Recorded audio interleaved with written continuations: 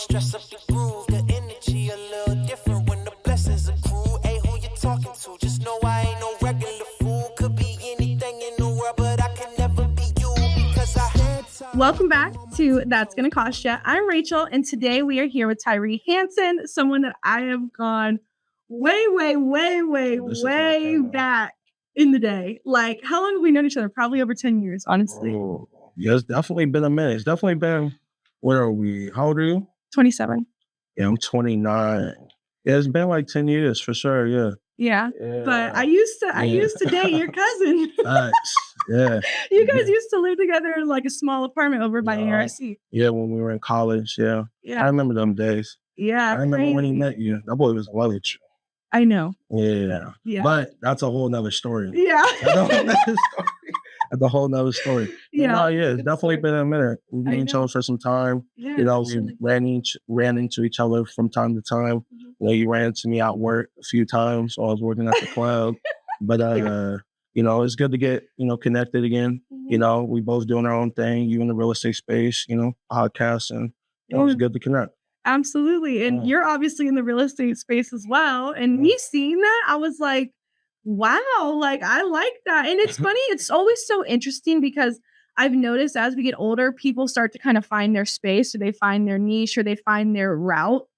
And everyone's kind of trying different things until maybe that one thing sticks, or they have that epiphany of like, this is where I'm going. This is going to be my vehicle to get me to where I desire, basically. And to see that, it was really cool. And I think that's one of the main questions that I first have, because I see you post about real estate and it looks like you're doing a lot of fixes and flips, but also maybe some wholesaling. I don't know if you're like buying and holding. So before we get into anything real estate related, just to like obviously point that out, is I've kind of seen the journey, but I first want to kind of talk about how it all started. So like, who is Tyree? Like, how did you get your start? Like, how did you grow up, and kind of how has that shaped who you are now?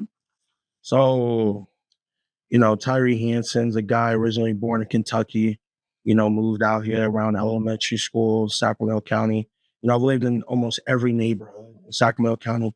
I never would have thought living in almost every neighborhood would have made a big difference when I got to real estate, and I'll get into that like later on. But I would say what shaped me is sports, playing football, playing baseball, being dedicated to something.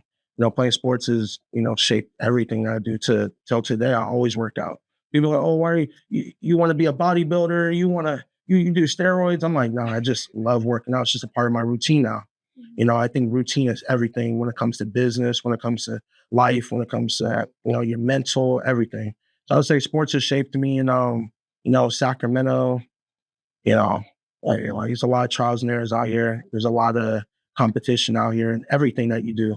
And I think that's good for people, playing sports, a lot of competition, going to school is very hard academically. You're either going to make it or you're not going to make it. But, I can go on, like, I'm 29. What do you want to know? Let's just get straight to it. I got a lot, if I just talk about like professional, like when I got out of college, I started doing all types of stuff, just trying to survive. So when you went to college, though, what college did you go to? Was it for sports? Was it for school? What did you want to do? What was like your desire in college? So in college, when I went to college, I wanted to go to the league. I'm just going to be honest. Like football or baseball? I'm trying to get paid. Anywhere. Yeah, swear. Like, we struggling. Like, you remember, me and Josh was in small apartment. There's like 3-4 of us. There's only a 2-unit. There's like 4 or 5 of us at one point just in one room. We're all talking about going to the NFL, going to the MLB. I look back at it and I wish I had like a not necessarily a smarter circle, but I wish I surrounded myself around people that thought bigger than sports. But like in that moment, that's all I thought about, because that's all I surrounded myself around. But that to say, sports was the only thing that I thought I was supposed to do, go to the NFL. So that's all I was thinking about. I'm training every day. I'm working out every day. I don't know if you knew, but I had like a bench press in my bedroom. Like my bed was right here. I had a bench press right next door, like right next to it. I'd wake up at 225, like I was super dedicated to sports. So going to college, I got a scholarship. I played at Sac City, played at ARC, got a full-ride scholarship to University of Idaho. And then things got kind of shaky there. Went to Humboldt University. And then I ended up like just stopped playing football. I had a lot of things, you know, like, I don't know if you know about football now, but you can transfer anywhere now. Back then when I was playing, you couldn't just transfer anywhere and just play.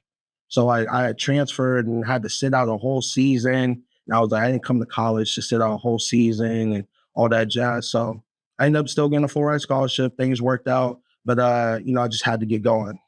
I just had to get going instantly. I don't talk about this too often. The people I do business with, they know, but I ended up just starting selling drugs, to be honest with you. I started selling packs. In college? In college at Humboldt University, just tapped in with a lot of the guys that play football at ARC. And honestly, doing that. But why? Were you in a certain position that you felt like you needed to? Like, it was either me, I've never seen myself working on 9 to 5. And at that point, I didn't know what the next move was. But I saw my partner pull up in some luxury $100,000 car. I'm in college walking around, you know, struggling, eating out the pantry at the schools, you know, just struggling, trying to survive, you know, college student. You know, I don't come from much. Like my parents, like they told me as a young kid, I'm not paying for college. So it's like when I went to school, it's like, you're either gonna make it or we about to be homeless. I don't got time to be homeless. And you know, I had an opportunity. It wasn't the best opportunity. I could have worked, you know, a 9 to 5. I could have worked at a fast food restaurant, but for me, that just wasn't it. You know, but so you were willing to more so take that risk to have the freedom and money. But that wasn't like, I never got into it, wanted to do it for the rest, you know, to the end of time. You know, like I feel like you have to take the opportunities that you can and use it to get to the next level, wherever that next level looks like to you, you know. And I ended up like being able to make like 6 figures within like my first couple months of doing like what I was doing, which was crazy to me. Never made money like that ever in my life. But not to say from that, I did that for like 3-4 years. Was, I wouldn't say I don't like to promote doing that because nobody should be doing that. It's very dangerous. I don't promote it. You gotta be looking over your shoulder, all of that. But what I can say from doing that, it led me into being a really, really good businessman because I used to send stuff to different states. I used to pull up on guys in different states, tell them what to do, manage it. Like, you know, you have to sell drugs or to run a business or to have employees, you have to be a good people person. You have to be able to talk to people without yelling or cussing at them. You got to be able to talk to people without threatening. And that's what I learned in like doing that. You know, I'm a very team person. I want everybody to win. But that to say, from that, I got into having a trucking business. From that, I got into owning my own gym. From that, you know, I was able to, you know, learn different avenues, met different people that taught me about credit, taught me about real estate, you know. And once I got into like real estate, you know, I was like, oh, this is just like trapping, you know, but at a higher level. Like, I'll tell you this, like when I was trapping, I was able to make like $400 every sale. You know, you sell like 100 of those, you know, they can do the math. You know, so everything I was trying to get into, it had to be the same or better. In real estate, you can sell someone's house and make 20 grand just for connecting people. So if you're telling me that everything you did after that, you told yourself, if I'm going to do this, it has to be better than that. If I'm doing this, it has to be better than that. And then if I'm doing this, did you ever have a time where it wasn't better? Where you're like, fuck, I'm not making as much as I was just doing that. Yeah. I got to humble myself a little. Like, what were those things? Because I know that you also were working in the nightclub industry and like nightlife. So was the money as good in nightlife as it is? So I would say the biggest turning point, which like made me really like get out of doing that, was I ended up going to jail. For that? Yeah. So, how long into it? This was like 4th, 5th year into it. I had like a year where just felt like everything that could possibly go wrong went wrong. Really? Like went to jail in Arkansas for like 100 of them. Got caught up at the airport with like 30 G's on me. They called all types of people on me in South Carolina. Didn't let me take the flight. You know, just like a lot of bad luck in 1 year. But, what year was this? I'll be honest with you. Like working all this, those times was like a blur. You know, when people say like fast life, that's like the fastest life can get. And like anybody that knows me and you probably like seeing me on social media, like I'm a real hustler. Like wherever the money's at, we doing it. Like, I'm not wasting time with anything. Like, but I said it was like COVID, I think. Like COVID, I was going crazy. Like everybody was going crazy. Why you think all these dispensaries start opening up right after COVID? Got a lot of dudes was making money when nobody was moving. Those ships were still moving. Them semi trucks were still moving. How you think things was getting like dudes was getting rich during COVID? But I would say when I went to jail, that's when I was like, I gotta change my life because that lawyer wasn't cheap. 25K for a lawyer off the jump. Like if you don't want to go to jail today or go to prison, 25K for the lawyer. Did your lawyer do a good job? Yeah, he was the best lawyer in the state. What state was this? Arkansas. Okay. Like that was just like a whole moment, because like how'd you find the best one in the state? You just search who's the best in the state? Like when it comes to researching, that's like what I do. Like, you know what I mean? When it's like now or never, you better go hire the best dude for the job. This dude, he sold a Versace tire and, got me off. So like no time, nothing. The best. Like, and they tried to blackball me. They tried to say I had over 100 pounds of like fentanyl. Like, it was just weed, and they pocketed the weed. They illegally searched my vehicle. Like they just popped the trunk on me. And then my bail bondsman told me, shut up. He was like, the only reason why they pulled you over, he was a black dude with red dreads with California plates. I was like, I'm stupid. Or, just moving too fast though. Yeah. Just moving too fast. Like when you have so much luck, and like it could be luck, it could be strategy, it can be whatever it is. When you have so much momentum, you think you're unstoppable. And for a time, I'm not gonna lie, I thought I was unstoppable. I was like, and we hit like 50 grand this month. Like, shit, let's take it to the moon. Like anything I do, I like to take it to the moon. Like I ain't trying to waste no time. We live a short life, And but that to say, like when that happened, like I remember like my family, they like obviously my whole family knows what I do now. There's a lot of truth coming out. And at that point, I was like, I don't ever want to be in a position where I could go back to jail or go to prison. So that's when I started making like that change. So none of your loved ones knew that you were doing this for those 4 to 5 years? They didn't get a hint? No, because like I did everything very professional. I always had an LLC. I always had like a storefront. I always had a gym. Like I had like a warehouse where I was actually training people at, so like, yeah, like there's a lot of layers when it comes to like trapping and like owning any businesses. Like having a storefront, it's key. Having an LLC is key. I still did my taxes. Like if you do the research, like there's an answer for everything. Like I learned that as a young kid from my dad. He was like, whatever you want to do, go Google it. There's a blueprint for anything. Literally anything. Why you think kids get into all types of shit? But like one thing I took from trapping and all that type of shit and sports was that if I can do this, I can do anything.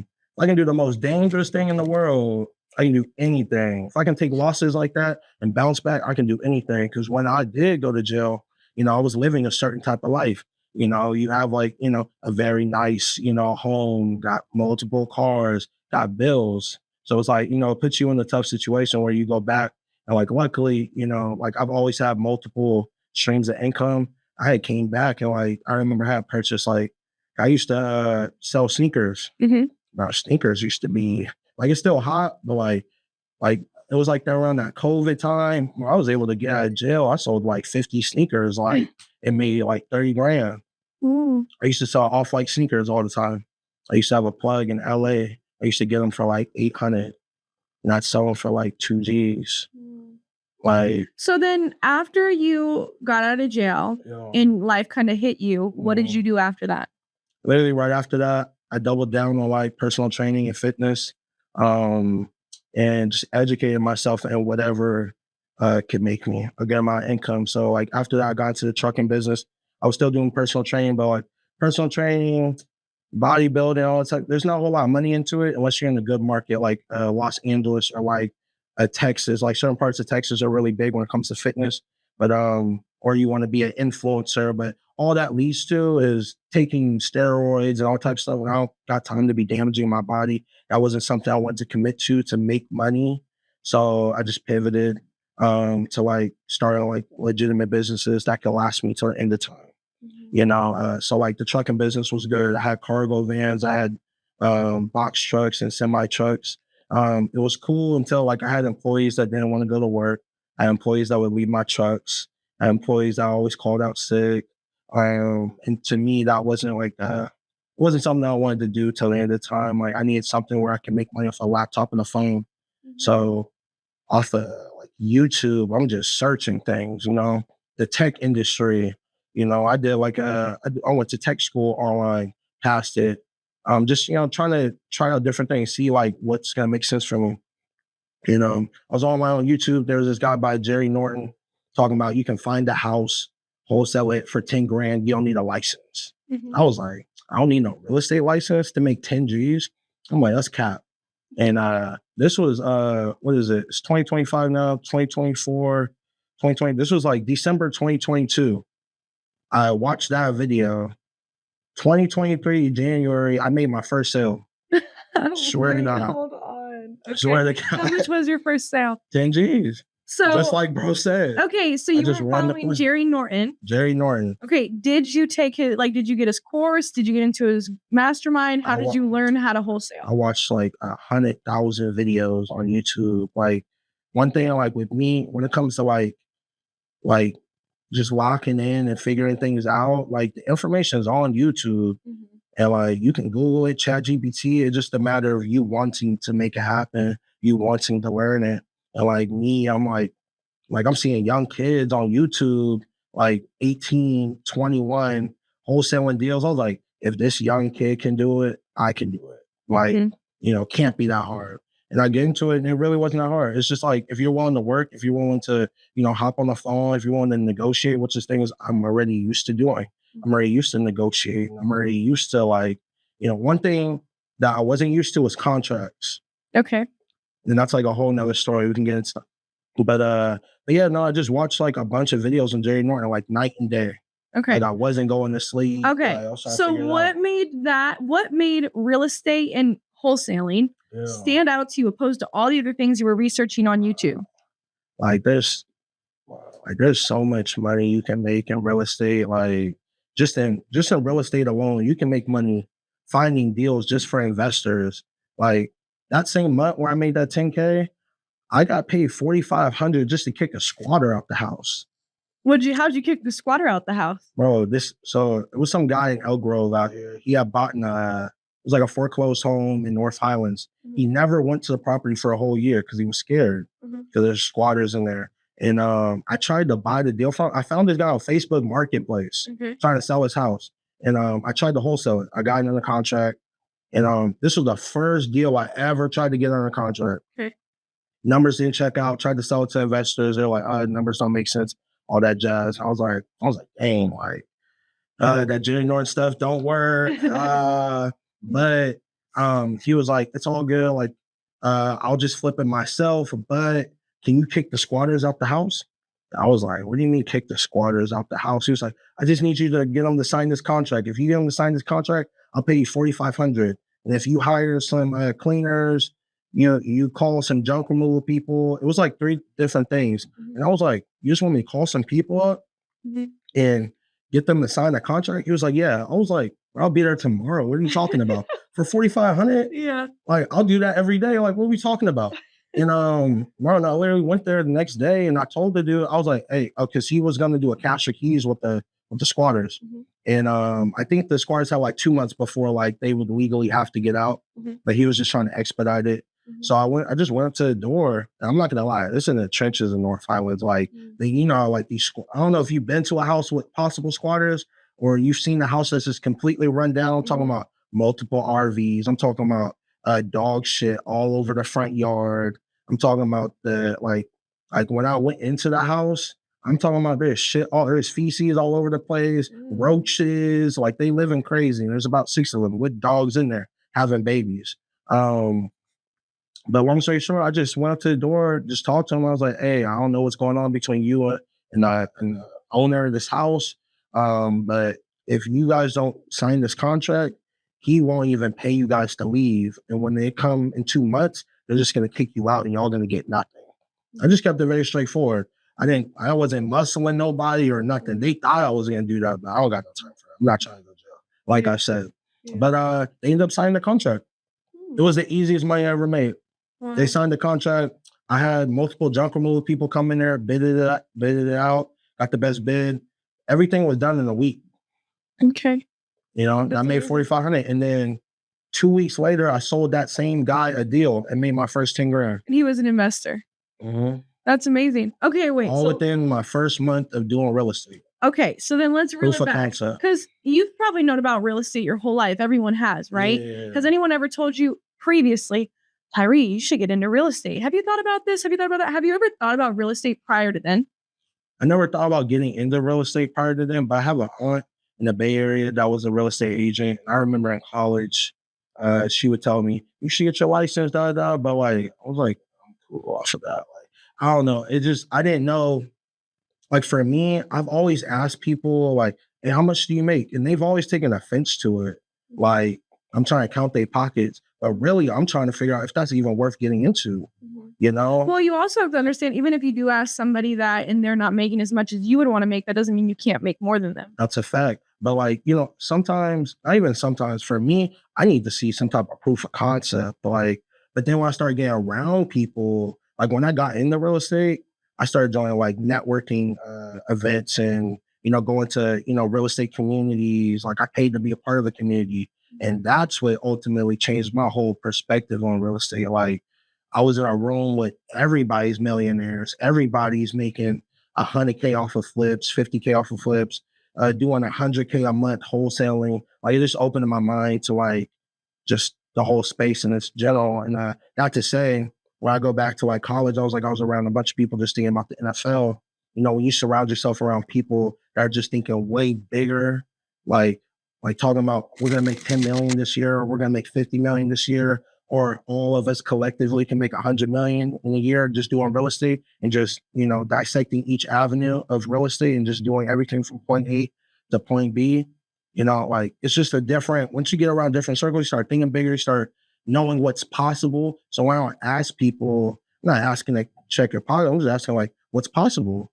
And what you're saying is true, you know, but sometimes you gotta know like people ask me when they're talking about getting the fix and flips, like how much you make on your flips? I'm like, on average, like just doing flips, of course, the whole year, you should be able to make 50K on average, every flip. Okay. Like average it out. You'll have some home runs. Like I've had some home runs where we made like 180. But those are just like really good deals. Not everyone's going to be like a 180, but on average, you should be able to make 50K. Okay. 50K. But I keep it a buck with people. People be out here capping. Like, yeah. Like, I don't. Like when you say people, are you saying like people online? Or just people in the city? People online in Sacramento. Like, you know, it's just all about how you run your numbers. And like, you know, a lot of people, they try to give out like, you know, oh, this is what you can make, but they haven't done enough to even know what's even possible. Like if you do like 1 or 2 or even 3 in a year, that's not really enough to know what's possible. Once you do about like 15, 20 in a year, you'll know, because like then you'll know what seasons to sell the homes in. You'll know when you should be buying a lot. Like the springtime and the summertime is the best times to list the house. So when should you be buying? You should be buying heavy in the wintertime. You should be buying heavy like from October to December. You should be buying heavy so you can be selling homes in the spring, because there's more sunlight in the spring. It's sexier in the spring. People are outside in the spring. You know, it doesn't start getting dark until like 7 o'clock. In the wintertime, when's it get dark? Like 5. Yeah, it starts getting dark early. Nobody trying to shop for homes. But in the springtime and summertime is the best time. It's sunny. People are partying. There's concerts. Sacramento, we got the A's coming out here. Like it's popping. You know what I mean? Like it's getting popping. Kings are winning from time to time. You know, but like Sacramento is a good market. That was gonna be my question. Okay. Yeah. So hold on. So let's bring it back. Okay. Oh, I get excited about this. So you were watching Jerry Norton's videos day and night. Yeah, how many on average? It's okay. No, that's good. It's a lot of value. It's a lot of content. But my question is, you were watching his videos day and night.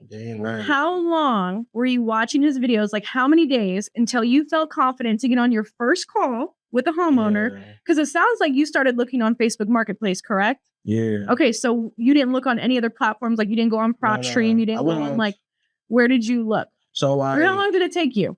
to feel confident, like, okay, I'm ready for my first call. Let's go. So like I discovered him like in December 2022, and I started calling like second week of like January. So, Okay. So you would say like 3 weeks. yeah, You're like, watching his content. like nonstop, Okay. like in the car, To where you like, could on my phone, understand. like at night, in the morning, Okay. at the gym. Okay. Like, and I think that's what people like think like shit people be thinking shit comes easy to me or stuff comes easy to anybody. But like for me, it was like it takes like nonstop. Like if you want to get it, like go make it happen. Okay. You know, whatever it So, takes. After about 3 weeks of consuming his content, you were then like, all right, I have a plan of action. It was good popping. You were like, I'm going to go look for deals Yeah. that are like underpriced and call up the owners and be like, I want to buy your house. Yeah. So underpriced is that's like one thing, but really distress. Okay. You know, like are they really motivated to sell? Underpriced is one thing, but like say so I started looking at all the free methods. You know, and Jerry Norton, he talked about all the different things you can do for marketing that's completely free. Like what? One of them is social media, just posting on social media stating that you're a real estate investor looking to buy homes. You might not even be someone that even has the cash. But if you post stating that, people then know, oh, Tyree with Hanson Capital Group, he's buying homes. Oh, if I get something, I'm going to send him a deal. You know, and then I would go on every Facebook group in Sacramento County, Yolo County, Placer County. If there was a Facebook group for it, like that was real estate investing, I'm joining it and I'm posting daily that like I'm looking to buy homes in these areas. And then I was on Facebook Marketplace just looking for people just selling their home or even renting a home. And I would call them because if you're renting, that means you don't have a tenant in there. That means you ain't making no money. So you might be willing to take an offer.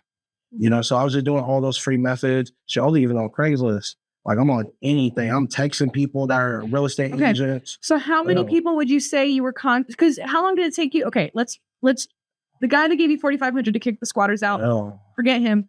How long until you got your first wholesale deal after making all those calls and doing all those inquiries besides the first guy? Besides the first guy, after I made the $4,500, 2 weeks later, I sold my first deal to him, a house in Placer County. It was like a duplex. Made $10K off of that. After that, I sold a deal. So that was like all of January. Okay. All of February, I ain't gonna cap. I didn't sell not one deal. Okay. But then March, I sold 2 deals. Okay. So up until March, when you sold those 2 deals, how many people do you think, just like estimate, that you contacted? Wow. Like it's in the thousands. Thousands? Yeah, like it's a volume game in real estate. You did it individually or you did any automation? I wasn't doing any automations. I was just me like, you know, post on social media. Hustle. Yeah, like I'm like texting like at least 100 people a day. You know, at least like after 100, I'm just out here like anytime I see anybody real estate, I already got my copy and paste. Like I'm just copy and pasting. Real estate agents. I'm in those Facebook groups. Anybody in this Facebook group, you can look at these Facebook groups in Sacramento County. There's like 10,000 people in them. You know, so I'm gonna go down the friends list and I'm just tapping in with everybody. Yeah. Why not? Yeah. You know, a lot of people be afraid to tap in with people, but like if they're a part of this group, they're part of this group for a reason. They're looking for a deal or they're looking to, you know, they either looking to sell a deal or, you know, looking to buy. You know, you just can't be afraid to like connect with people. Do you think that if you would have never gotten that guy that had the squatters in, if you would have never connected with him and it would have taken you 2 months to sell your first deal or 2, do you think you would have stuck with it for those 2 months? For sure. You think so? Yeah, I only say that because like I knew it was possible just because like the process that I saw with the Jerry Norton videos and all the other videos I watched. Like it's just a volume game and somebody, you know, it's a volume game, but it's also like a connection. You know, like most people, they won't sell to you if they don't like, not necessarily personally like you, but like a lot of people will push you over the phone. You know, everybody's had a salesperson that was like extra with it. Like, no, sell me your home now. Like, you know, just super extra. Like with me, I'm pretty transparent with it.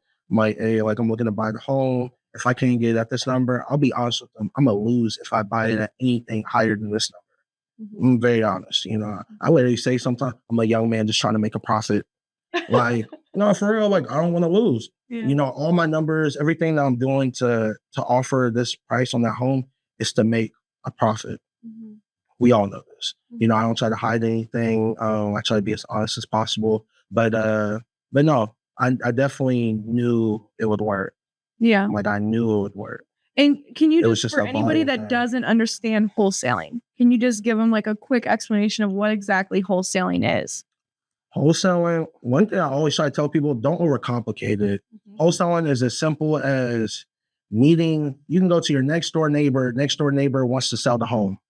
You know, you get it at a price where you could possibly make 10 grand, 5 grand, even 2 grand. 2 grand is cool too. I've sold deals where it's 2 grand. But basically going to a homeowner, getting the property under contract and selling it to someone that wants to buy the home to possibly flip it, keep it as a buy and hold, Airbnb, wherever the case might be.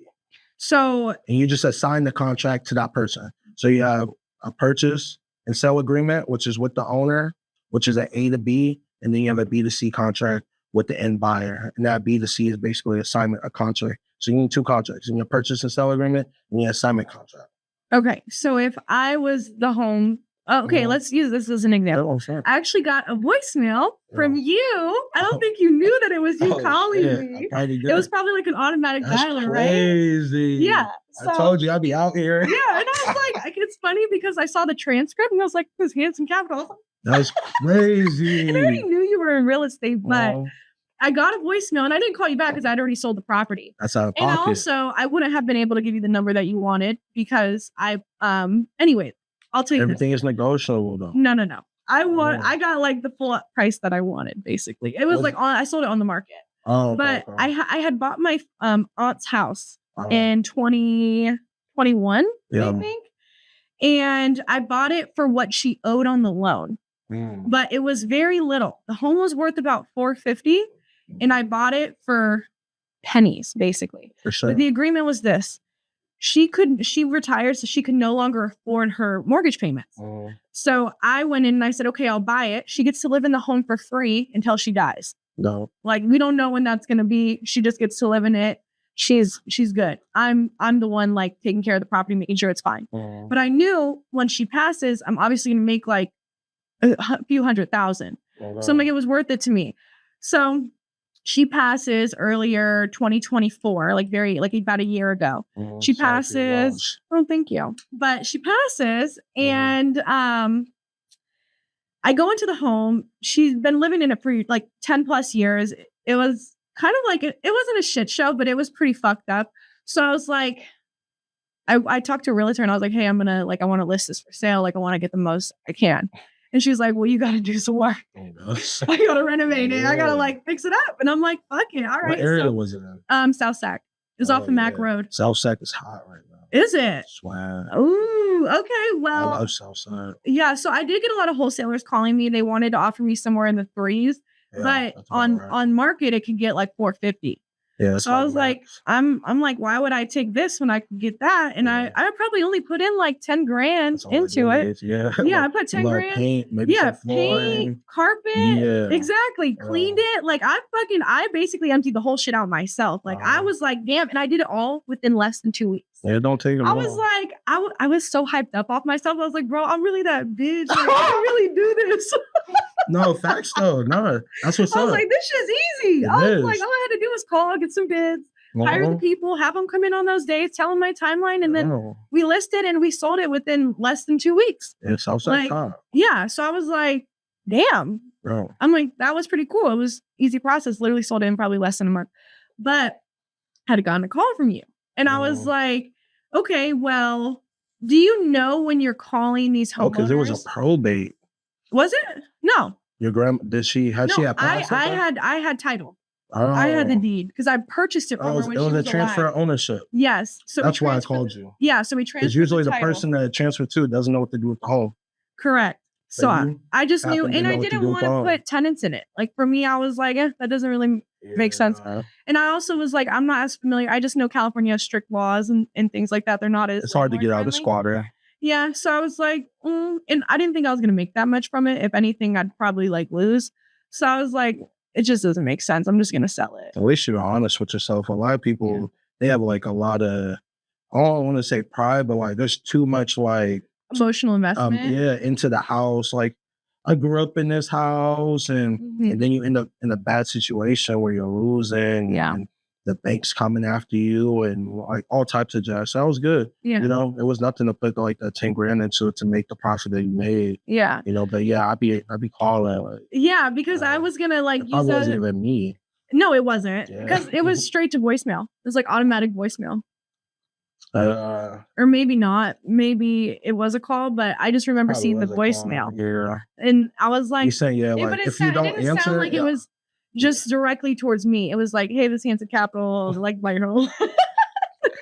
No, yeah, I be having like VAs call. Okay. They got like 6 VAs. Okay, wait. So we're gonna get into that. But I was saying, for example, someone like me, like a homeowner that basically either owns the home outright or owes very little on their mortgage, to where you could come in, make an offer to them to where they're not going to obviously have to come out of pocket. You're going to give them a cash offer, but it's not going to be for what they would get on the market.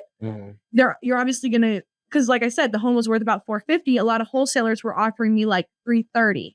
Yeah. So it's like, if I was to sell it to you, I would still leave like making some money. It's somewhat distressed. So you obviously know you put some money into it and then you're able to sell it for what I sold it for. For sure. So that's like the whole concept of like fixing and flipping. But on the other hand, wholesaling, let's say you come in and you purchase the home, or you have a purchase and sale agreement. Like, hey, Rachel, I'm going to purchase the home, $330. I sign on the dotted line. We have like maybe a 15-day waiting period, like just like inspection period, I guess you could say. 15 days. Let's say you don't have the cash to give me the $330. So what do? You go to a group of investors that you know that want to buy a house like that in that area. And you're like, hey guys, I got this home under contract. Give me $350. That's simple. We're off to the races. And then you keep the $20K. They pay the $330. I'm out the house. They fix and flip it and they get, $450. Correct? Yeah, that's that simple. Okay. Yeah. Cool. So that's how someone can make a quick little $20K, right? Easy. Okay. But that was a perfect example. You see how like you made it like not complicating? Yeah. Like I think a lot of people that are in this space, they try to overcomplicate shit. Like they try to make real estate seem so crazy and all these different terminologies you need to know. It's really as simple as you made it seem. And once you know that, it's pretty straightforward. Like I don't try to overcomplicate anything that I do. Like it's very straightforward. So majority of your business and what you do now, where would you say you're most focused on, and like what type of real estate are you involved in? Is it wholesale, fix and flips, anything else? Where's majority of your business come from?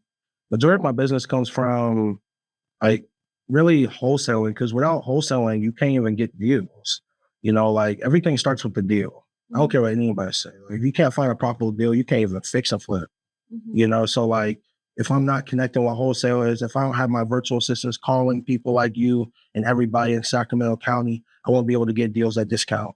Because I'm not flipping homes to make 10 grand, not flipping homes to make 20 grand. Because if I'm betting on 20 or 30, I might not make anything. So when I'm going to find deals, I'm looking for distressed situations where, pre-foreclosures, probates, homes that have been sitting for years. Like I've had situations where I've taken over people's mortgages for 20 grand. But those are distressed situations.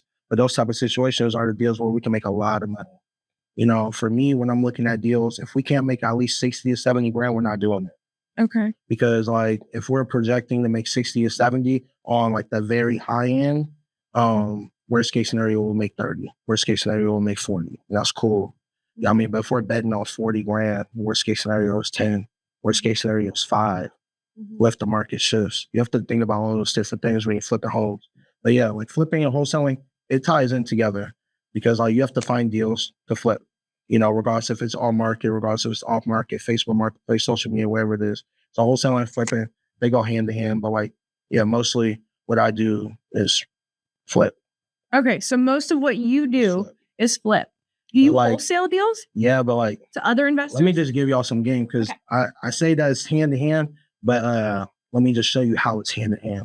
So, this is like some real like premier. It's not going to sound that crazy, but you can ask 1,000 people and they're not doing it. Okay. So for me, I learned in my very first flip that I closed on the deal, and I'll tell you how I found the deal. It was crazy, but I closed on the deal. We waited like 4 months to make money. Who wants to wait 4 months to make money? That's a long time to just make a profit. Like you're all in, just spending money until you can even make a profit. Mhm. So what I do, I have 2 LLCs. I'll get the deal under one LLC, and when I close, I'll wholesale it to myself, and I'll close it out of the LLC. So say I bought a home for $500,000 on the Hanson Capital Group, I'm gonna wholesale at the King Capital Management Group for like 20, 30 grand. So when I close, King Capital makes 20, 30 grand. That's before we even do the project.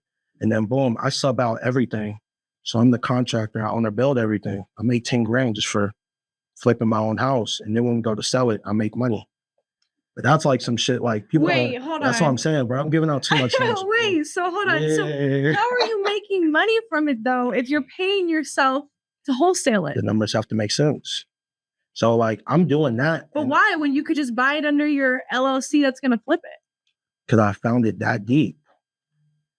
So say you find the deal. Mhm. You can make like 100 grand. Like you run the numbers, you can make 100 grand. Okay. Why wouldn't you take that 30 grand early? What do you mean? So like, all right, let's say for example, you have a deal, you can walk it up at 500 grand. Okay. And like, let's just say the ARV 750 and Okay. the rehab and all that jazz, you can make 100 grand. Okay. Like you're running numbers, you can make 100 grand Okay. at the very max. Okay. I'm gonna walk the deal up under an LLC, it's a Hanson Capital Group for 500. Okay. I'm gonna wholesale it to myself at 520. So Okay. like when we close, Uh-huh. King Capital or wherever the other LLC is, we make 20 grand as soon as we close. Okay, but you didn't really give yourself 20 grand. I did. Listen, the Okay. hard money lender that I buy it with, they're gonna close it out. They're gonna give me that 20. So you buy it for you buy it for 500, you wholesale it to yourself for 520. Yeah. And then We're just collecting profits early. your lender, So you get a hard money lender. The hard money lender is gonna give you 85% of the whole project. And then okay. And then me personally, I raise capital for my deals. Okay. So I'm gonna have 15% come from, a private money lender, just like a person that has money. They're gonna come with the down payment. So like my team that found the deal, we make 20 grand up front. Okay. So you're gonna sell it. Okay, so you sold it to yourself for 520. 520. And then you So now that 100 grand that was possible, now there's 80 grand that's possible. okay, but you've already made 20. But so that's like guaranteed. Exactly. You want to lock in your money because what if something happens in the market and boom, like now that 100 possibly turned into like 50, at least you collected your profit. Okay. It's all about collecting profit at every stage. Okay. You want to collect profits for finding But your who's deal. paying the 20? The hard money lender, they're just cashing it out. So you're like, hey, I'm buying it for 520. Who's gonna so you're getting you're getting 520. I'm getting 20 grand on my back. Wait. Okay. Yeah, I'm saying. So you lock it up for 500. Lock it up for 500, for example. Okay, but then you sell it to So it's to my LLC. yourself, but you're raising 520. Essentially, yeah.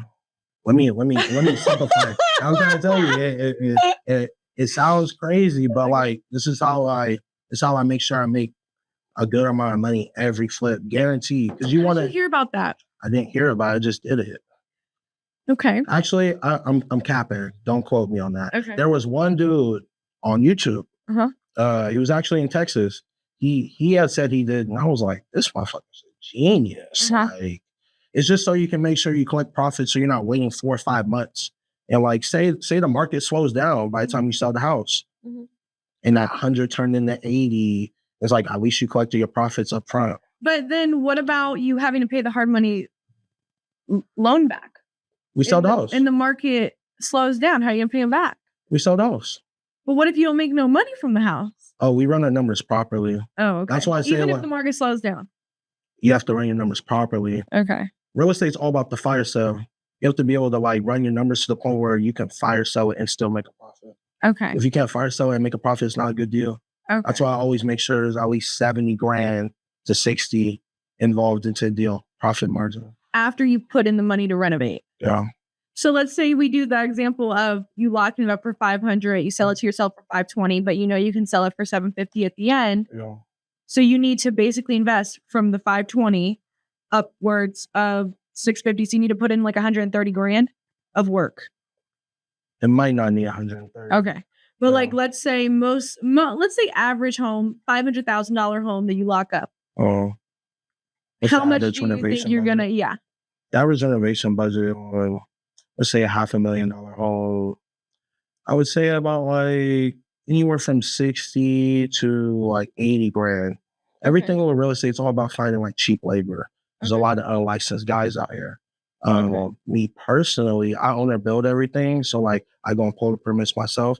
The only times I'll involve any licensed guys is for like roofs or, electrical boxes or just things that like would need some type of warranty on it. Okay. Other than that, I'm going with unlicensed guys. Okay. And everybody's going with unlicensed guys. I don't care what anybody's saying. I don't know if this is the account I'm supposed to be looking into, but even licensed guys are going with unlicensed guys to do the work. Okay. It's all about finding cheap labor. I got guys right now, they'll do a whole renovation for 10 grand.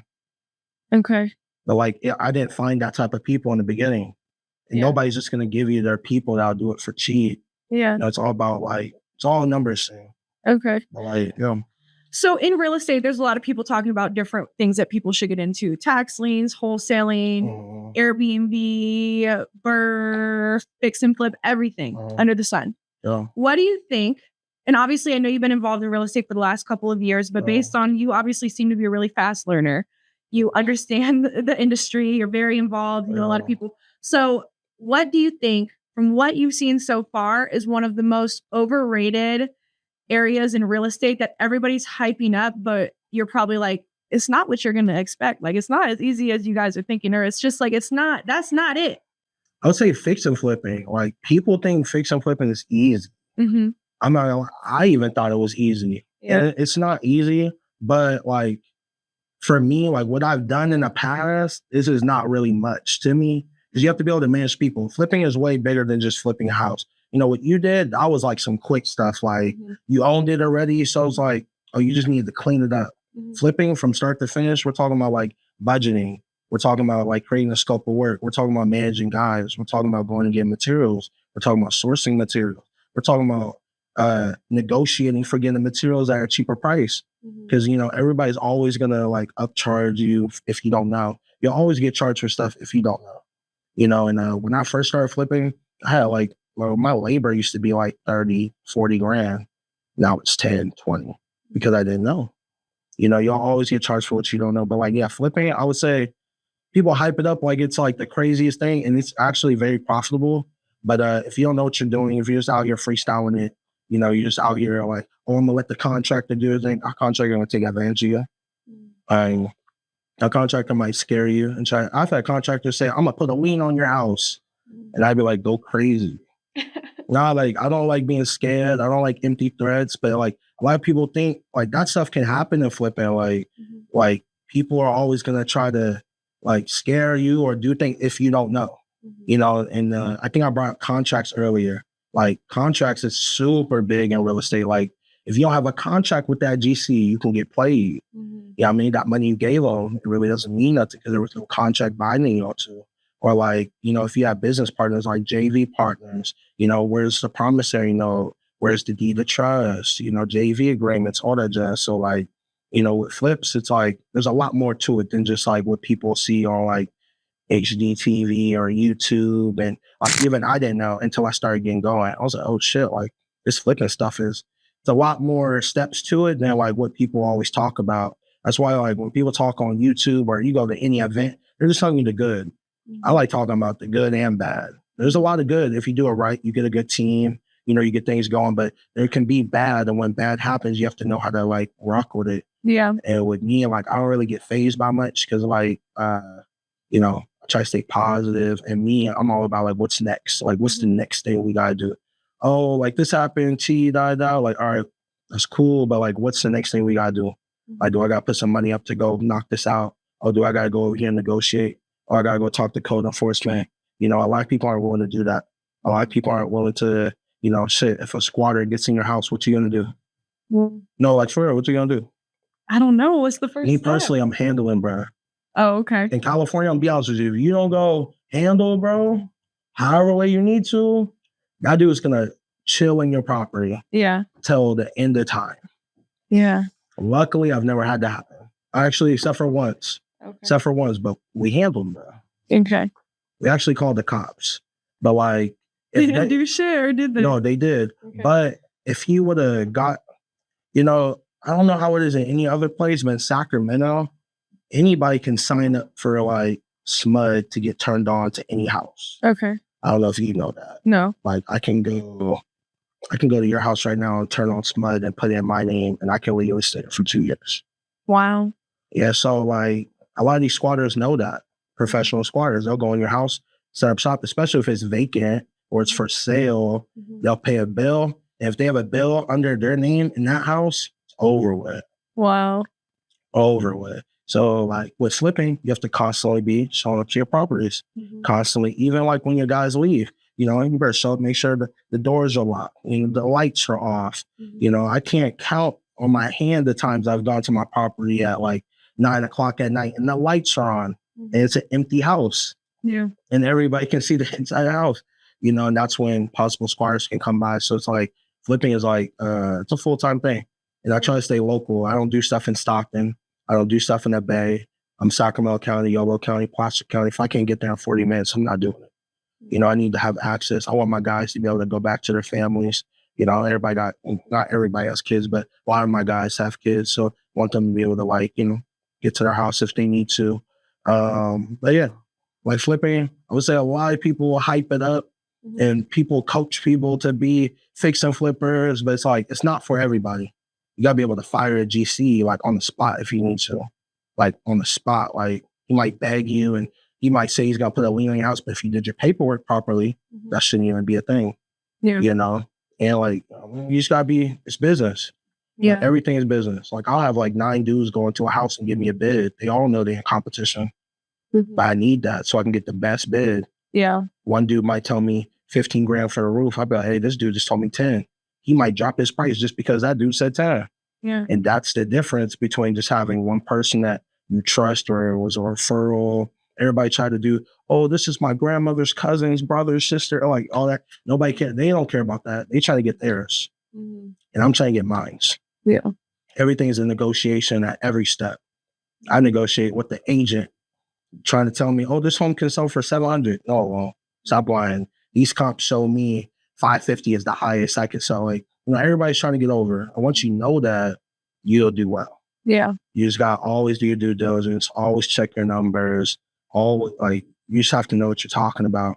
So like when people talk about flips, I'm like, bro, you about to just that person's gonna lose. Like I know a lot of people, they be buying homes like higher price than me. And I'm like, damn, like if you bought it at that number, you have a higher chance of losing. Cause I don't even, I get my homes listed for free.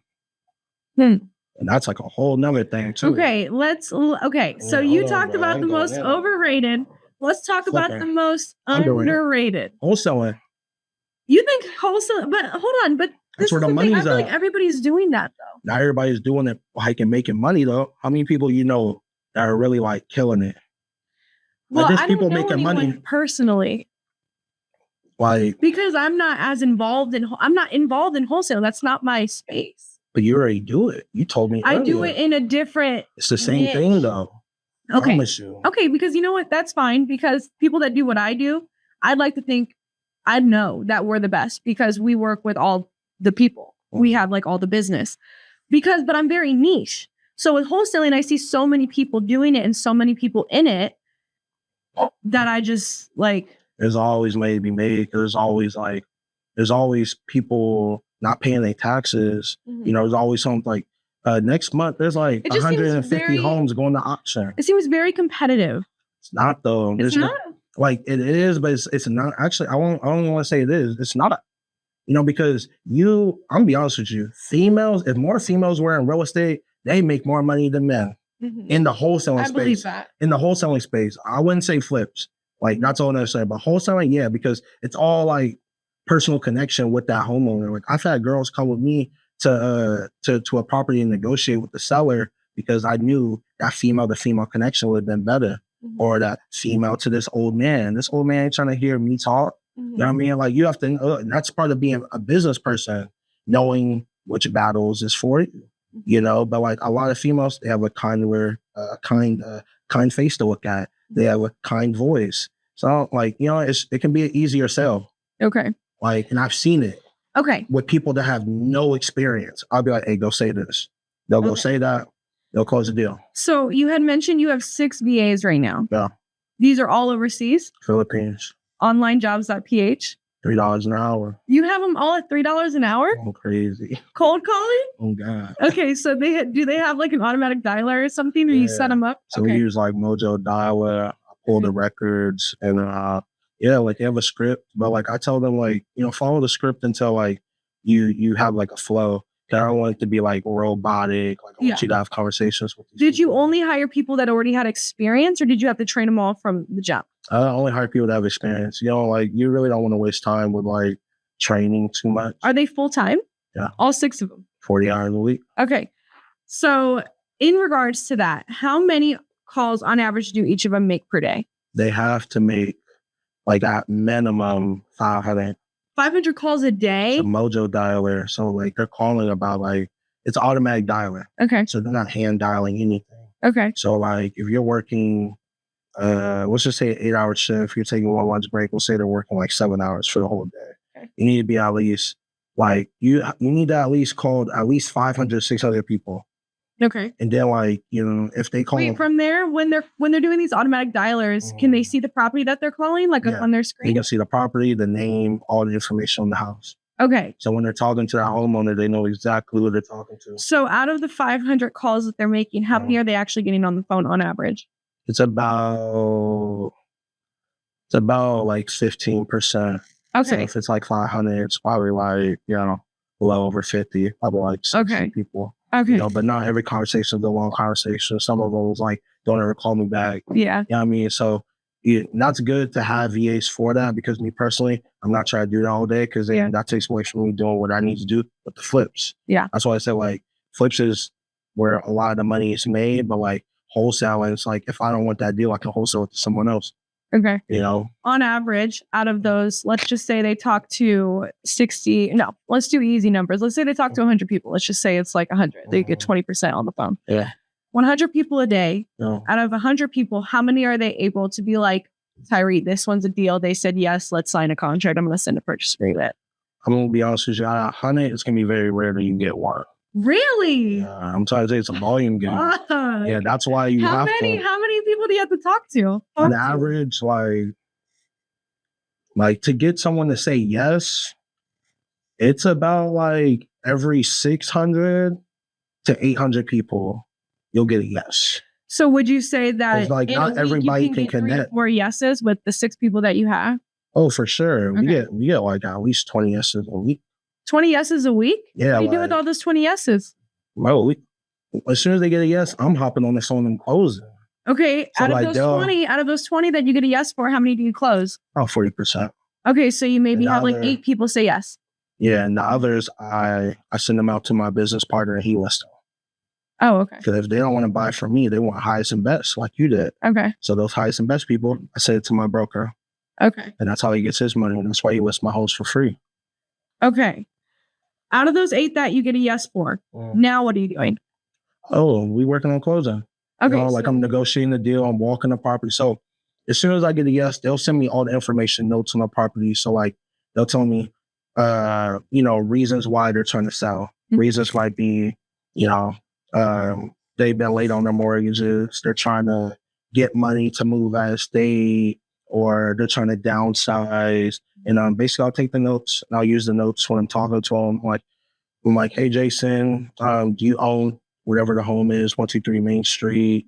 I see that you're trying to downsize and move to Kentucky, because it's cheaper. And then at that point, it's just about like their timeline. Like, are you trying to close quick? Are you trying to close in 30 days? What number makes sense to you? And that number is really what takes a minute. Usually takes a couple of days, because a lot of people lie about the condition of their house. And me personally, I give them a number, but my number is dictated on what that house looks like. That roof might be caved in, the electrical might be jacked up, and nobody's going to tell you the truth. Like, I don't even care if they do tell me the truth. I need to see it. These are big investments. You don't want to play around with it. I am like a wholesaler, like by trade, but it's like me to flip that house, I need to be able to see it, because I know what the rehab budget should be. And one thing with wholesalers, why I say it's like you might think it's competitive, but there's a lot of unethical wholesalers in the business, which make it like bad. Like, so, I mean, there's a lot of, for the people that are very professional, there's a lot of space in there for you. Okay. There's a lot of dudes doing a lot of Okay, so what would be unethical? So I just went to a property yesterday and like the wholesaler told me to tell the agent that I was a contractor or say I'm like, they'll basically wholesale a deal as if they are the end buyer.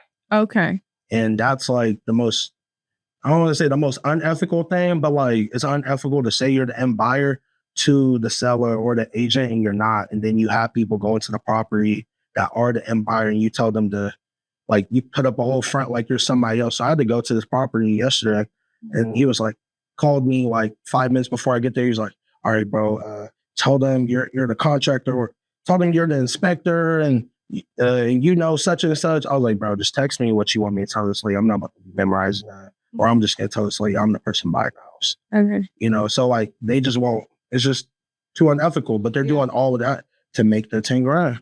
Like dudes will do anything. Like they don't care how unethical it is. Like I showed up the properties and the homeowner didn't even know I was showing up because dudes are just like, they're doing that many deals or they're just, you know, their process isn't clean. That's why I say like, there's a lot of room for anybody to jump into it because a lot of people's process isn't clean. A lot of people aren't professional. A lot of people aren't transparent. Like I'm truly honest. Like when I show up, I am the end buyer. And if I wasn't, I'd be like, I'm not gonna lie, man. I might not be the buyer for you, but I am gonna lock this deal up. And my business partner's gonna buy it. Okay. So let's say someone is wholesaling a property and they don't know if they're going to be able to get someone to buy it. Right? Like they're going to have their 10, 15 day period where they're going to try to wholesale it. And if they can't, they're going to have to cancel the contract. Yeah. So what do you do? Like if you're talking to an owner and you're like, hey, I'm going to lock up this deal. I mean, I may not be the buyer for you, but I might have someone else. That's all you say?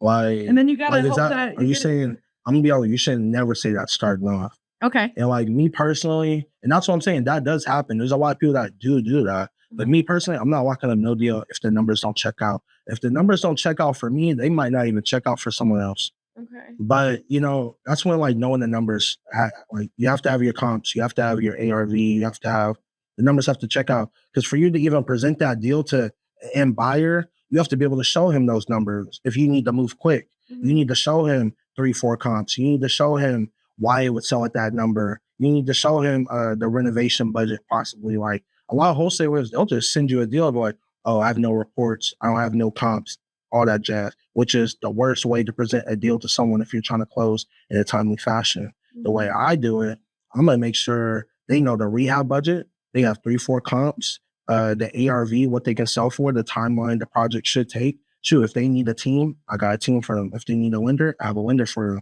If they need some capital, I have some capital for them. You know, obviously I'm gonna charge my fee, but you know, the easier you make the process, the faster you'll close the deal. Okay. It's all about the process. If you're going to sell a deal to someone in a timely fashion, present everything to them so they don't have to go nowhere. You don't want them to go and have to search for research and, oh shit, like, no, you should be like, hey, we can check out this property on these days. The property's completely vacant. There's a padlock. If you want to see the property, call me. We can make it happen. Okay. But a lot of guys are like, there's a lot of gray area and there's a lot of, you know, just unethical stuff. That's why I say like wholesaling is very underrated. Like I be putting my wholesalers on like just guys I know to wholesale. They're like, oh, I don't know what to do. I'm like, bro, like, all right, say your marketing budget isn't working right now. Yeah, I mean, you're calling direct to seller. Shoot, call 100 agents. Have your VAs call 100 agents a day. Build those relationships. When that agent has a deal, I mean, you can jump on it. There's so many different ways to like connect with people and make things happen. You just have to be able to, you know, you got to be able to pivot when it's need to pivot. But like, yeah, like wholesaling is very underrated because if you can't find that deal, there's no business for anybody. Yeah, so it's just about like, you got to make those calls, texts, all that. Are you familiar with Subject 2? Yeah, I've done like this year, obviously I haven't done the Subject 2, but like last year I did 3 of them. Okay. You did them or you wholesale them? Wholesale them? No, like I did them. Okay, so you have 3 mortgages that you're taking over? Yeah.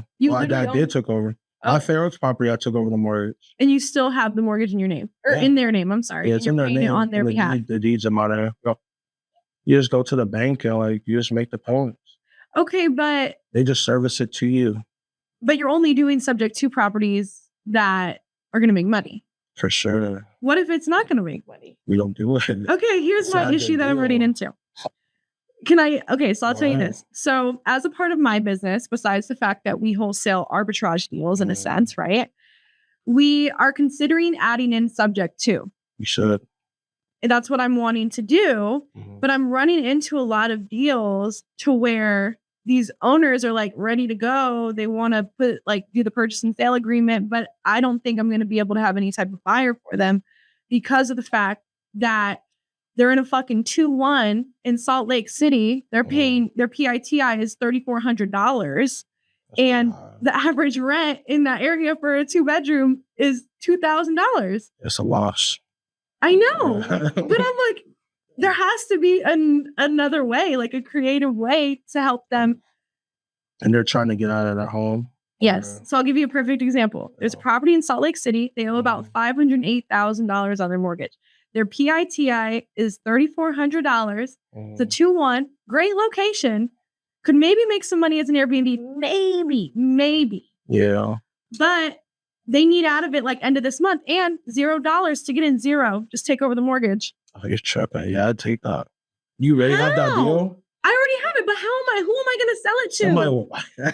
Just because they don't have to pay shit. Yes. Like, if you take over that mortgage, I know for a fact if you take over that mortgage, you call me. Okay, hold on. I know for a fact we can make at least 20 on it. Okay, so here's another thing. Wait. I'll give you another one. Salt Lake City's popping. Okay, so I'll give you another one. Yeah. I got a partner in Salt Lake City too. Okay. One of my investors. Another one. Oh. Guy in Atlanta. He has a 2.5. He owes $360 and like some change. I offered him $365, so he's gonna make a little around like $4,000. Yeah. Fine with it. Take over the mortgage, basically for nothing. Yeah. No realtor involved, nothing. But he pays $2,700 PITI. Yeah. And he has a tenant in there until September, paying $2,395. He's losing about $400 a month. People are buying. Who's gonna take it? You're tripping, bro. Yeah. Okay, so it's good. Yeah, you're just not connected with the right people. Okay, so you think people with subject to deals, people are buying the interest rate. Okay. So if that interest rate is decent, people will buy that. Interest rate is decent as in what? So you said like 2.3. Yeah. It's fire. We getting a 2.3. Yeah. When they buy a house, it's fire. Anything under 5 is fire. Like if it's in the 4s, 3s, 2s, yeah, like people are buying that interest rate. Because then they'll figure out the tenant thing eventually. Tenant, we'll kick them out. We'll do month-to-month. We'll do Airbnb. They'll figure it out. Up the rents, refurbish the place.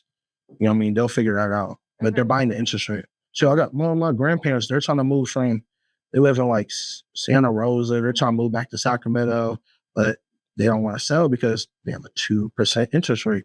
And if they buy another house, they're not getting that. Yeah. And I told them, I was like, someone will buy the house just for the interest rate. Like my mortgage that I took over at Fair Oaks, 4.3. I need it. You know what I mean? Like, what are we talking about? Okay, because that's another thing. I'm like, I talk to these people because a big thing on like with me is whenever I get involved in doing something new, or like I'm like, for example, adding subject to, I'm like, I need to understand this fully. I need to call these people. I need to get deals under like just me, myself. I need to close some shit in order to feel like confident in hiring people, bringing them on and teaching them and like doing these things too. Like that's important to me that I know what I'm doing. So that's why I've been going so heavy in like subject to right now. And I'm like, I have a guy that I work with that's been helping me a lot with the contracts. And like we have a JV agreement and I'm basically getting 80% of like whatever I bring in. It's not that hard. I know, but he's like telling me sometimes he's like, these deals aren't gonna make no money. I'm like, bro, there has to be another way. Like there's some money. It's just like you never know. Like me, if there's a deal like that where it's like zero, like the opportunity is very cheap entry, there's always somebody. Everybody's buying for different reasons. Yeah. Some people are buying just to park their money in real estate. Yeah. Like I got a couple investors in Davis. They like will literally buy a house cash just to park their money there. Okay. So you're telling me someone ain't trying to pay $20,000 to take over a mortgage with a 2 or 3% interest rate? Yeah. Like they're out there. You just have to market the deal out. Okay. And honestly, that's why you get that contingency period. I would lock that deal up. And I know a couple people that are always looking for creative deals, but like, where you can blast that in Facebook groups, agents, like call a bunch of people. And if you can't get none, at least you know. You don't want to like, I would never like Not do it. Yeah, I would never just think that like there's nobody out there. Yeah. Yeah, I mean, because there's somebody out there that person's gonna reach out to and they're gonna get the deal closed. Okay. Pace Morby, right? That's where I went subject to. Okay, so I just a lot watched the video. I just ran the play. One thing that I like that he said, he's like, even if you can't get a buyer, guess who's always looking to like, guess who doesn't give a fuck about how much it is per month? Someone that's looking for a primary. Exactly. So like I could always sell it to someone that just doesn't. I have a friend right now that wants a property in Sacramento. He was gonna go out and get a loan, which he might still do, but he's like, I'm like, what if I could get you a property for less than what you want to get into it for, like his under whatever his down payment would be. And I'm like, the interest rate would be lower than what you'd get with your lender. And like, I could get you in for less than this amount. Like, would you do it? And he's like, absolutely. So I'm like, and he doesn't, as long as it's under 3K per month, he doesn't give a fuck. Yeah, he's like, I don't care if it makes money as an investment property. I'm going to live in it with my family. So I'm like, that's another thing I was thinking. I'm like, even if the Salt Lake property, if there's not an investor, I could potentially sell it to someone that wants perfect location in Salt Lake City at 2-1. They're fine with it. That's exactly what it is. It's not every buy is going to be for the investor. It can be for anybody. Like a lot of people don't want to get their credit check. A lot of people don't pay their taxes. They don't got the tax return. That's what's so cool about subject to is really a quick transaction too. Yeah, I mean, but you also have to make sure you're working with a title company that's familiar with those types of transactions, because a lot of title companies aren't familiar, and that's what kind of helped me. I had to shop around for a couple of title companies, honestly, and honestly, the title company taught me how to do the subject to. Like, I knew how to do it, but I didn't put it on the paperwork the proper way. And they're like, oh no, you have to go back and do this. And me personally, I try to fail as quick as possible. So at least then I know. Yeah. So when you lock them up and you put them in your name, do you usually, like, because of the due on sale clause and everything, do you usually put them in like a land trust, or like, how do you do it? So in regards to the due on sale clause, like that's only a thing if you don't talk to the bank. I talk to the bank. So you talk to the bank? Yeah. Why wouldn't you want to? You talk to their. I talk to whoever the lender is. Really? Why wouldn't you? I just say, like, this person's going through a situation, obviously. Yeah. And like, I'm gonna be making the payments on their behalf. The bank just wants to get paid. A lot of people, and that's one thing I heard. You never had an issue out of the 3 that you know? Nah, and that's what I heard Pace Morby say. He was like, the bank wants to get paid. Just talk to the bank. Let them know. Because if you don't let them know and they find out, that's an issue. Okay. Because like, why would you like not want to talk to them? Because honestly, when the title transfers and they see it's you, they show us everything. They see it's you. The title company, the mortgage and company me are sees talking. It's you. Yeah. They're Me and the title company are talking to the bank. We'll talk to them before anything goes down. Okay. It's like, why wouldn't you talk to them? And then they find out. Of course, they're going to do a deal on sale. Who is this guy or who is this lady making these payments? And they're not, and the mail's going to you. So it's like, who is this person? You never had them be like, we don't allow that. They couldn't, because I spoke to them. Okay. And if they don't allow it, I won't buy the deal. Because now I'm just living like, I don't like a due on sale clause. You know what that means? Yeah. If that home was worth however much or whatever they owed, you got to pay it out right now. You or them?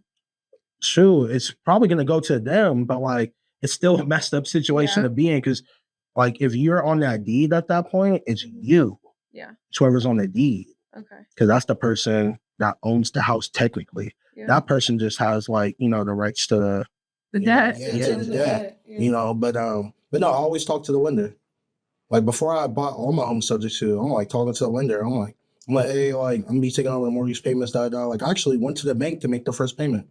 And they're like, oh, the person's name was actually Ruth Weiser, like some white lady. And they're like, I was like, oh, I just took over her payment. She was going through pre-foreclosure. Okay. Very straightforward. The more transparent you are in this space, the better you are. Okay. You don't want to be moving in darkness, moving like with too much gray area, because then like when things happen, that's when people start like blowing up, going in debt. That's when you hear the stories like, I took a $300,000. I don't got no time for no losses like that. Yeah. I don't mind taking losses, but like not like that. Not from something I could have prevented by just making a call. Like some things are as simple as just a call or a text. But yeah, especially with creative deals, you want to be as transparent as possible. That paperwork has to be on point. And like with subject to, it's really as simple as talking to the lender, making sure the title company is talking to the lender because the title company has to service everything to you. Like when I say service, they have to transfer everything. When I say everything, they got to transfer the login info. They got, who's the mail, where's the mail going to, what bank it is, everything. Like all the information on the house is now yours. And you need to know everything. I want to talk to anybody that was involved. Like when I took over the mortgage on this property, it had like $60K in liens. And it did have like 100, but I negotiated down to 60. So I literally just paid $60K to take over the mortgage. And the house is it just appraised for $1 million recently. Wow. And when I originally got it, the mortgage payoff was like 500. And we put like 180 into it and it appraised for $1 million. 8-bedroom house, 2,800 square feet, sitting on half an acre, residential too. So I can build a whole other house on the property. Wow. And the interest rate was 4.5. Pay for closing. That's amazing. I love that. We really talked about majority of what I wanted to cover. Well, so I guess my last question for you would just be, obviously it sounds like you really enjoy what you do. You're doing really well. You seem to be involved in different facets of it and you're just crushing it. So do you see yourself continuing to do this forever? Are there any other plans in the future? Honestly, I'm trying to take this shit to the moon. Like this year, I'm trying to do at least 30 flips. Right now I have about 4 going on. We're buying 2 next Friday. And I'm trying to do as much as possible. I'm trying to get into new construction. I'm doing 1 new construction in Yolo County right now. But I'm trying to get into ground up.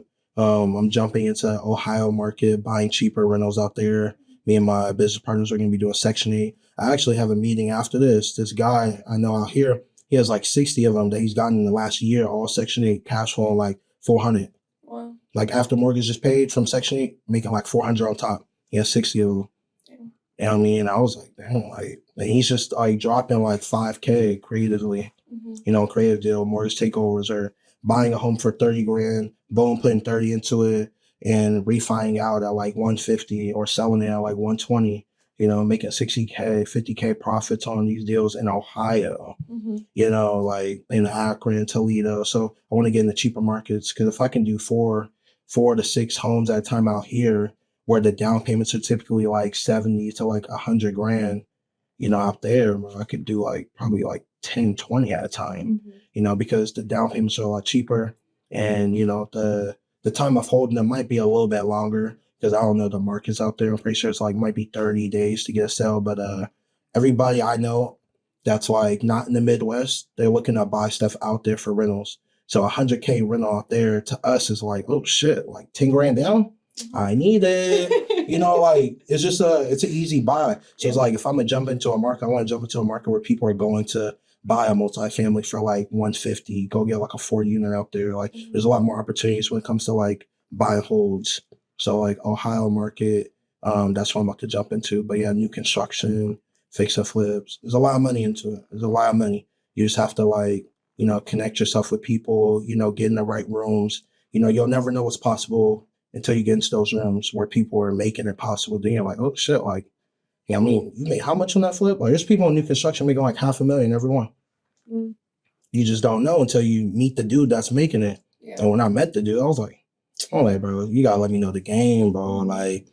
It costs this much. Everybody has a fee, and you have to be willing to pay the fee.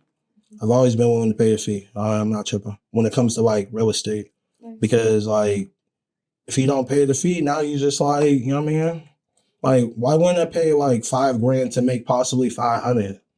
It just doesn't make sense. You can only get so much information from YouTube. Sometimes you need someone to walk you through it. Fix and flips, I'm not gonna lie, you can get through fix and flips just watching YouTube. That's what I did. I got through all of this real estate stuff just watching YouTube. Nobody taught me anything. I have no mentor, none of that. I just trial and error. And I learned. I was okay, that happened. I did that. Okay, let me correct that. Let me do this now. Let me do this now. You know what I mean? And through the time of me doing real estate, I've met a lot of good people. I built a lot of good relationships. I found a lot of people that have seen me put myself out there. Oh shit, you over there. A lot of people think I got a big team. It's just me and some VAs. Yeah. You know what I mean? But the VAs are just handling the wholesaling. You know what I mean? When it comes to the flips, it's really just me. But you don't need a lot. You just need to work. Yeah. Yeah, shoot, I be having my baby with me half the time, walking properties, all that jazz. So but yeah, no. real estate, fix and flips. I'm trying to get into a lot of buy and holds. I'm trying to get like 100 buy and holds with my partner in the next like year and a half, all Section 8, and just trying to grow it. You know, just trying to, I don't really want to put a cap to anything. You know, I'm only 29 and like, you know, like 20 years from now, I'm always thinking 10, 20 years ahead. Like, you know, by the time I'm 50, like, why not have like 500 Section 8s? Yeah. You know, like you always, like I don't got no 401k. That is my 401k. Yeah. You know, it's getting a bunch of buy and holds, saving as much, you know, getting more creative with credit, you know, getting like there's people with over $1 million. I met a dude with over $1 million worth of credit. I was like, what the hell am I doing? Like, for real, like, what is it that you know that I don't know? So, like, I've been working on that. You know, I have a good amount of, like, lines of credit, but, like, you know, that's, like, a whole nother play. Like, this dude told me you can get, like, an LLC, you know, say you get, like, $250,000 from, like, your local area, Sacramento County or whatever in California. You can get a foreign entity in all 50 states and go run the bag in all 50 states. Yeah. That's something I didn't know. I was like, oh, damn, like, I'm over here. So it's a foreign file. Yeah, the foreign entity. And then that's when I started getting the Wyoming LLCs, Delaware, Nevada, and started really deep diving into it. And yeah, like, you know, I just kind of want to, me personally right now, I'm trying to build with people. You know, I'm trying to get around people that have the same mindset as me. And I think that's everything. You know, you can only go as far as you want, like alone. And like me, I'm not greedy with anything when it comes to the money. We can all make money. You know, we young, so like, let's do this forever. Yeah. You know, so it's like getting around people that have the same mindset. That's like everything. Because like, I hate being around people that are like, oh, like, maybe it can happen. Nah. No, it's going to happen. Yeah, let's make it happen. Yeah. You know, like, a lot of things can be done with the right mindset. You know, with the wrong mindset, nothing will happen. You won't even move with the wrong mindset. You know, my grandmother just retired at 76. You know, I'm not trying to retire at 76. You know what I mean? Like, I'm trying to work to the point where, like, you know, everything that I worked for when I was younger working for me. So I'm trying to put myself in the right position. So like right now, like, I'm like, you know, I'm trying to get it in. Like, it's like workout for me. And I'm pretty sure it's like workout for you. You know, we working out. Because when we are old, bro, there ain't going to be no moving quick. There isn't. You know what I mean? You can only do so much. So it's like, why not go all in? Yeah, absolutely. But yeah, I appreciate you bringing me on. Of course. Tell everyone where they can find you. Sure. It's Tyree Hanson. You can follow me at Hanson Capital Group. I do fix and flips. I do wholesale. You know what I mean? I'm about to drop a mentorship coming shortly. You know what I mean? I'm giving out a lot of free sauce. You know what I mean? I know it seemed kind of complicated, but in the mentorship, it'll make sense. But yeah, Hanson Capital Group, you can follow me. It's Hanson Capital Group on everything. And sure, if you're in Sacramento County looking to buy a home, call me at 916-743-5566. That's the tape. We got Rachel. That's going to cost you. You didn't do the tongue thing. Type shit. Calm down before you stress up the groove. The energy a little different when the blessings accrue. Hey, who you talking to? Just know I ain't no regular fool. Could be anything in the world, but I can never be you. Because I stand tall like I'm on my tiptoes. Baby, you think a little too small. I got